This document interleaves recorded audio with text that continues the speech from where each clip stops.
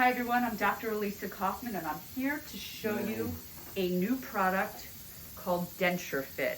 This is a do-it-yourself reline kit, so easy to use that I'm going to show you exactly how to do it step by step. First, clean and dry the denture. So we've done that. Second, we are going to apply the primer. They give you the Q-tip. You're going to apply it. Oh, nice Q-tip. Nice thin layer. No reason to make it thick. Also remember to put it on the border, which is here. This is the border because you want it to overlap the border. So put it on the border. You'll see it dries very nicely.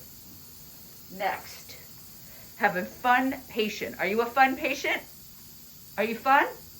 He says he's fun. Take the syringe, put a little amount, a nice thin